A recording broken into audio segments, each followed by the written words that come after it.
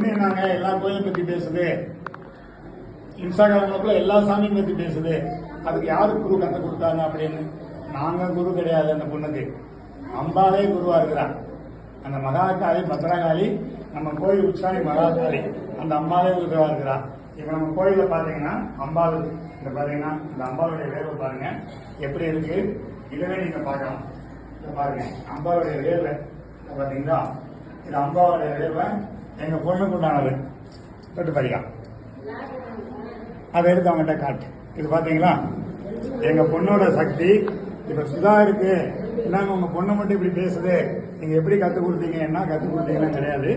அம்பாள் என் பொண்ணுகிட்ட ஆள் பண்றான். இந்த சுதான்ற பொண்ணுகிட்ட அம்பாள் ஆள் பண்றான். இன்னைக்கு ஒவ்வொரு பொம்பளையும் எப்படி எப்படிதான் இருப்பாங்க, என்னமோ பண்ணிட்டு இருப்பாங்க, அவங்க வேலை வெட்டி பார்க்காம இருப்பாங்க. ஆனா இன்னைக்கு பாத்தீங்கன்னா பிறவில இந்த பொண்ணை பாத்தீங்கன்னா கொற்றவைன்னு முதல் பேர் வச்சிருந்தது. கொற்றவைன்னு யாருன்னா மகாகாலின்னு சொல்லிக்கிறோம். ஏதோ இன்னொரு கோயில நம்ம அம்பாளுக்கு அடிமையா இருந்திருப்போம், பத்ராளியோட இதுவா இருந்திருப்போம், பத்ராளி மகளா பிறந்திருப்போம். அதனால தான் தாயை ஒரு நீ வந்துட்டு இருக்கிற, இன்னும் நீ மீண்டு வரணும் அப்படின்னு இவ பேசுதான்.